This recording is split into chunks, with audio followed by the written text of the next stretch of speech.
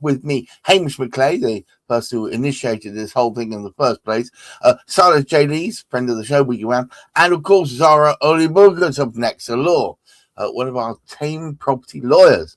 And what we're going to do today is throw around a couple of ideas, particularly focused, as usual, on the current property scenario. We call it the 400 million fall-through problem. I'm not entirely sure what that is, but to set it all straight, make it as clear as glass, Hamish McClay. I'm not so sure that 400 million is quite the right price, but Silas, I'm sure, will be able to inform us of that. But it's something which never goes away, but however, doesn't stay in the headlines for terribly long. Somebody thinks, oh, we'll speak about that this time. And the next time it will be about the situation that Zara is actually sort of in, which helps to contribute to this aspect of the falling through, where the number of transactions sort of fall through. And in many, many instances, there no blame. If one wanted to attach blame, can it be attached to the individual situation? It is unfortunate. It's actually life, and life happens. And as a consequence, things do change for people who want to get involved with the property. But when we look at the scenario, and we listen to Silas mention this an awful lot, because many of us forget this, is that of the number of properties that estate agents actually have on the market at any one point in time, round about 50% of those won't be sold for a number of reasons. So the estate agent is really in a very difficult sort of spot, because they're putting all their efforts into selling 100% of the properties, and with only 50% of it happening, which is very difficult for those who are involved with that particular aspect of what's going on right at the very, very front end. But of course, if we did add to the back end what it does actually cost in the minds of people who find themselves within the whole transaction process, it really does compound quite significantly. But we'll let it unfold a little, and let Silas explain probably some of the depths that it does actually go to. Is that £400 million right that Rightmove mentioned? Rightmove would get it wrong for an awful lot of reasons, but can you please give us a bit more nitty and gritty? Well, thank you both. I'd love to throw some statistics on the table for this discussion, because as Hamish says, I do think this 400 million figure is very light. If you were to ask me, honestly, 400 million to me represents just the money that is being sucked out of the conveyancing sector in referral fees. Okay, and as Hamish has quite rightly pointed out, estate agents are only selling between about 47-53% of the properties that they list. Now, when you consider last year, we're told that there were 1.2 million transactions last year. Okay, so if only half of the properties that are being listed are being sold, probably means there was about 2.4 million properties on the market at any one time. Of the 1.2 million that sold, 1 in 3 will have fallen through. And the cost to the consumer alone, okay, we've worked it out at about 1.368 billion. That's just to the consumer. The cost to the estate agency profession alone, just on fall-throughs, is close to 1.3 billion. Okay, and it gets progressively worse the more you start to look at this. If we compound in the withdrawals, as Hamish has talked about, you can practically double that amount of money that is lost through fall-throughs to estate agents, which again is money that is desperately needed to hire the best talent into the industry and to improve systems and all the rest of it. But then if we look at the cost to lenders and mortgage brokers, etc., we're talking, our research suggests at least 50 billion a year is lost in mortgage lending. And I would argue it's probably closer to well over 100 billion when you take into account the withdrawals as well. So there's this pervasive myth in the industry that you can't sell houses without Rightmove. And it seems that even if you have Rightmove, you can't actually sell houses either. So this is not to point the finger of blame at Rightmove, but the point is the structural foundations of the property market are just not working. And it's not only the consumer that bears the brunt of it, it's actually the wider industry. And this is what I can't understand when we have such a big problem, why more of the heads of these organizations aren't pulling together to try and solve it, because there's a lot of talk. There's precious little action, unfortunately, and unfortunately, every year this is costing consumers billions, and the wider industry tens, if not hundreds of billions, which could actually go in towards, improvement of public services and improving the roads and fixing all the potholes that we keep talking about, and ad infinitum. So that's some statistics to get the conversation started, and those are not just PFA statistics, and they're not plucked from air. That is hard research over the course of about 3 months that's evidenced those numbers. So 400 million, very light in my opinion. Wow. Zara, what the hell is going on? I think you need to look at the underlying story there. Oh, hang on. I'm going to settle in with my pipe. Come on, off you go. What's the underlying story? Well, we've got all these issues going on with leaseholds, cladding. Yeah. Our buildings not being built properly, bits of papers that have been forged. You've got the EWS one where that surveyor was. Yeah, I remember that. My God, yes. Charging everybody for a little bit of paper with a tick box, and people relying on it. So you've got things like that going on. But take, for example, something that happened to me yesterday. I've got a client who's buying a leasehold flat. He's all ready to go. I've got his mortgage offer in. He's done all his onboarding. I get an email from him yesterday saying, I don't know if anyone's told you, but the seller's changed his mind and he's going to rent the flat out instead. I mean, after going through all of that, and then the seller changing their mind, how is that his fault? He's ready. I'm sitting and waiting with a mortgage offer. Everything has been done. I just needed the paperwork, and nobody had the courtesy to tell me that, the seller had changed their mind. So you're talking about, buyers pulling out, sellers do it too. I had a lady she's still trying to sell her house. She found a buyer. They didn't want to complete until this year because we were close to Christmas, and I could have had them in well before Christmas. And they decided all of a sudden that they did want the house, but they would, my selling client would have to wait because they were having issues with their parents who were elderly and needed care. So, do you wait? Life gets in the way. I don't agree that reservation agreements are the way to go. I think for estate agents to stop the bleed, they need to do what solicitors do and tell sellers if they're serious. You still get your big commission, and you're taking your costs out of that.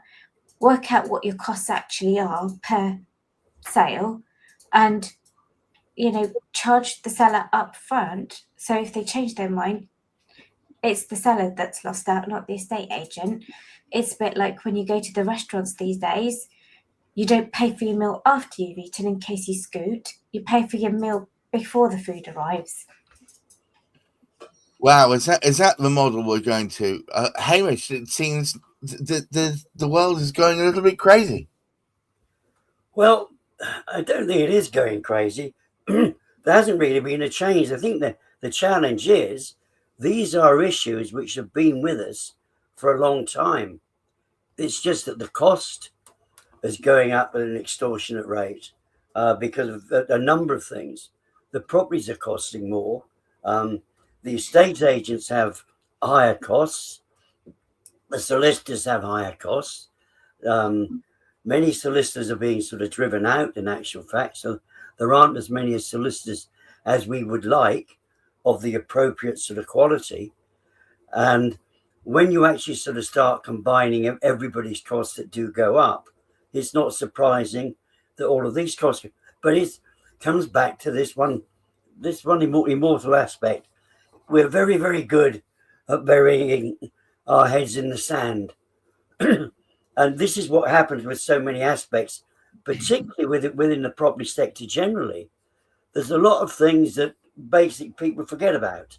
And of course, because of that, it's almost like this. What a surprising thing to say. We're losing 400 million, which, as Silas says, is well way below. But it's out there. It's happening. It's like Zara pointed out. We've got these cladding issues going on all the time. We've got these corrupt people just signing pieces of paper because they get paid for signing pieces of paper, not for doing any work.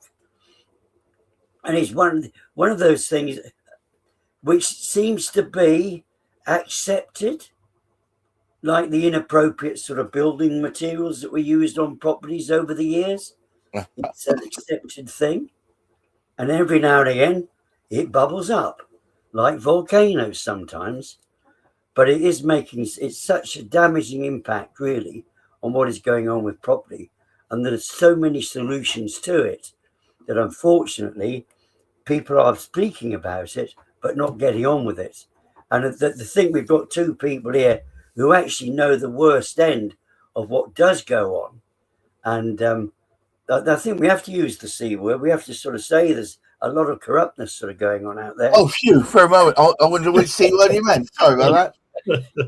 And that does indeed add to the cost to the consumer, as so many of these other aspects do. Silas, I have no problems using that C word, or any C word in the right context. Right, so we seem to have this problem where it's sliding downhill. No one's willing to put the brakes on. Fantastic observation, Gareth, and I think you're right. I mean, one of the things that we've looked at extensively is what we call gatekeeping. So it's a level of corruption in my eyes, but gatekeeping within the industry, where there are certain positions or bodies or individuals or businesses that have risen to a position of authority that don't actually want to get this problem solved because they get paid regardless of whether the public move. And as Zara's quite rightly pointed out, there is an element, a very, very strong argument, and it's one that I favour, of estate agents charging up front. And the reason they don't, or a lot of them won't do it, is because they have been completely commoditized. So the best estate agents, along with the very worst, are all operating on this level playing field that is a portal which is given them access to their properties to the public. And there is precious little for the average consumer to distinguish between a good practicing estate agent and a really bad one.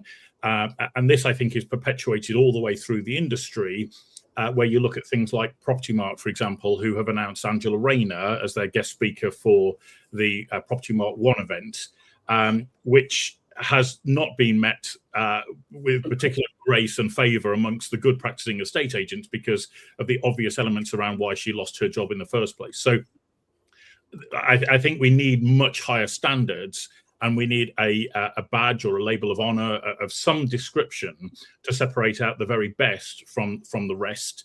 And that is the only way we're going to resolve this problem, because the gatekeepers are firmly rooted and entrenched in their positions. They're not prepared to budge, even though the solutions, as Hamish has already talked about, are already there that could solve all of these problems. And so you have to look at that element of corruption, whether it's purposefully or by design. And spilling out from that, there is so much more available to the conveyancing profession, to mortgage brokers, to estate agents, to banks and lenders to solve this problem. So it begs the question, do we allow these gatekeepers to keep their entrenched interests as priority above the consumer and above everybody else in the industry? Or is it time to actually oust them and actually create a movement for change that will actually free up the housing bottlenecks and actually allow everybody to profit? And I favour the second option there. Zara, what are your thoughts? Well, movement for change definitely means stop, paying referral fees to estate agents, because that's Right. where all the bottlenecks have arisen, because the work is fed to firms that treat their clients like a tin of beans. And so you put along a conveyor belt and there's no continuity, that you'd speak to the same person twice, and that you're jobs being done properly, not by somebody living in another country. Because if there's something going on in that country, it affects us here because the work's not getting done. I've just had a message pop up. I would love your comment on it. 400 million lost each year from failed property sales are a serious concern. Too many transactions collapse after costs are already paid, creating financial pressure and uncertainty for homeowners. We need a smarter, more reliable property process that protects people and reduces avoidable losses. Surely, broadly speaking, you're in agreement with that, yes? Yes, but you're going to get fall throughs because the legal stuff is very complicated. And as I've been doing this for over 20 years, if you look at things from the 1980s, 1990s, the documents are a lot simpler from when the land was split new build. Nowadays, if you look at a new build transfer, it reads like a lease, and you've got developers basically setting up their stations so they can continue to retain an income stream via management companies for state service charges, or they're selling the freeholds of buildings to private investors. But there was an analogy I heard the other day about ignoring the dragon. So you've got a little pet dragon that comes along and it keeps chirping at you, and then you give it some food and you ignore it. And so the dragon gets bigger and bigger, and then there's going to come a point when you can't ignore it and it's going to start breathing fire. So that's where we are now. We're trying to deal with the fire. So, there's a lot of work to be done by people who mean well, but there's others who want, as you say, Silas, want to retain the status quo because they get paid regardless. The government are only interested in looking after the developers because it's all about the numbers and the number of houses they've built. But, you look at the consequences of doing that. Councils are allowing developers to build on known floodplains. There was that programme on New Build Nightmares on ITV the other day, where, the condition about the flood risk report wasn't satisfied before the buildings were complete, and you could see the images of the site actually being flooded before the properties were completed. That is just a waste of everybody's time and money to build properties like this that will become uninsurable. So, for me, I'm saying you need to start at the beginning, from where we start, the people who build our homes. Once we get that bit sorted, it will get better. The people campaigning to get rid of leasehold because of high service charges, you're still going to have that service charge issue. You're still going to have issues with transparency. Who's in control? Are the public ready to take responsibility for fire safety, where they could end up in prison if they haven't done it? And a lot, ignorance is not a defense, is it? No, goodness no. Silas, it seems like we have another weird story arc for how to train your dragon. Certainly keep it off your furnishings. What your thoughts? I love that analogy, actually, and you can apply that so perfectly to the issue of referral fees in the industry, because that's exactly what's gone on. We created this whole business model where estate agents get paid for introductions, and that has grown and grown and grown now to be completely out of control. When you look at the numbers, I would argue that progressively, for almost all law firms that are paying referral fees, all of their profit is being paid out in that referral fee. So there's absolutely no incentive for conveyancers to move faster. And this is not pointing the finger of blame at conveyancers and saying you're really bad at what you're doing. Not at all. It's the broken business model that relies upon estate agents charging less and less and less. And the only way they can make their business model work is to claw it back through hidden referral fees. I actually had a national estate agent say to me that estate agency is the break even, referral fees are the profit. Okay. And when the whole industry is operating on that level, it doesn't work. And it's proving that it's not working because transaction times have got progressively longer over the last 5 years. We need a more profitable housing market for the practitioners. We need a less stressful housing market for the practitioners and the consumers. And with that reinvestment and lower stress levels, the market will start to free up. And that's, without the issues that Zara's raised, of course, with house builders building houses that are not fit for purpose. And I think we have this really weird culture now of selling sound bites to people. Oh, we're going to build all these houses, or our aim is to invest in sustainable housing. Well, great, but what about the houses that have been built, the thousands, tens of thousands of houses that are no longer fit for purpose? And as we've seen on cladding matters, are tinder boxes that could ignite at any moment. And that's the issues that we're sort of dealing with. So we can free up the housing market, but if the quality of the product is defective, we're not going to get very far. Yes, of course, Silas is preparing tomorrow's session, Cladding Matters at 1:00. Please do be there. They got a messaging, because Zara and I often chat behind the scenes, and Zara is making a couple of valid points. First of all, the one iniquity in all of this is the huge commissions that agents get within this. The conveyancers seem to lose out on this, and that hence these referral fees. But it reminds me of the way in which in the States the servers rely entirely on tips now. It's become not so much a thing that one would like to do. It's you have to do it because they've got no other means of sustaining them. And the other thing is, and Zara's pointed this out, if you left it to people, Joe Schmo in the street, to pick their own conveyancers, you might actually get a bit of movement. What do you think? What do you think to that, Silas? It's an interesting observation. I mean, years ago when I was in agency, we would make recommendations, but it was never based on a kickback or a referral fee. It was just the fact that these solicitors actually got on with it and did the job. And this was before email, before the modern communication methods. And so I think Zara's right. There is an element of that, of finding the right people. It's where we've got these nefarious practices. And I'll highlight one that was done in the Panorama program last year. We had a national estate agent that was allegedly caught on camera doing conditional selling practices, which yes, were illegal. I remember this. It was shocking to me. Well, it shouldn't have been shocking to me, I guess.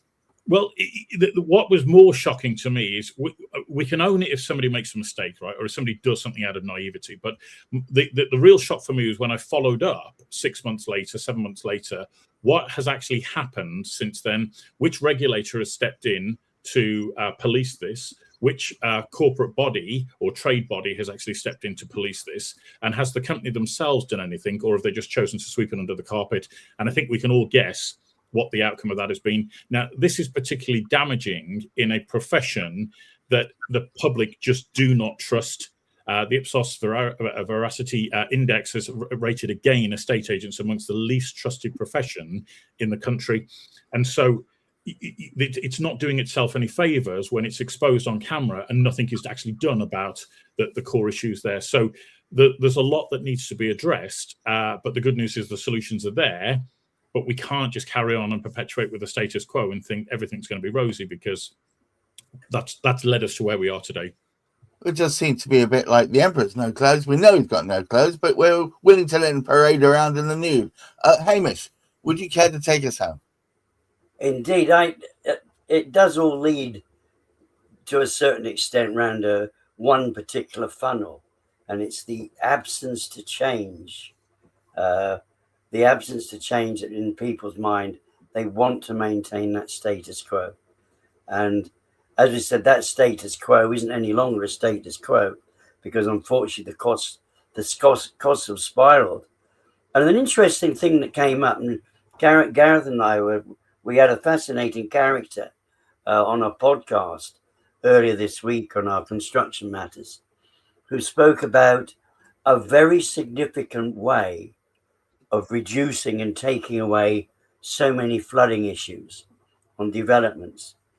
And why isn't that idea taken up? Because it would not just save money, it would reduce the cost of actually sort of putting up sort of houses and all the rest of it, and would resolve the particular issues that Zara spoke about. People are not aware of it yet, but even when they become aware of it, and Silas pointed this out, I can't remember which podcast it was on, when he actually was working on his qualifications, he actually wrote about modern methods, modern practice methods for construction that would take the costing out. Are we doing that? Have we introduced those from 25 years ago? No. We haven't even seen those yet. So as Silas repeatedly says, and Zara does, there are solutions. We need to take the steps to change the, if you like, the minds of the people that they're sat there saying, no, it's all right. We're still making a profit. We're still making a profit. We're quite happy with it. There's so much that can be done. And in actual fact, there is light there. There's a tremendous light there. What we need is that movement of creativity of people saying, we are going to change it and actually do something about it. Well, we've got a comment before I put that comment up. The previous comment was from Spencer, who I think has commented and also been on the show at some point. Now, here's Christine. Part of the problem is leaving consumers to pick their own. Many don't know what to look for and ultimately go for the cheapest. It's a race to the bottom. I'll leave you to have your own thoughts about that one. Thank you so much, Hamish McClay, for stewarding this show. Zara, many thanks for your sage and frankly pointed ideas. And Silas, thank you for being the voice of reason. Until next week, please try and keep your feet on the ground and keep reaching for the stars. And please come along tomorrow to Cladding Matters. It's usually a very good show. Please, until next time I see you all, goodbye.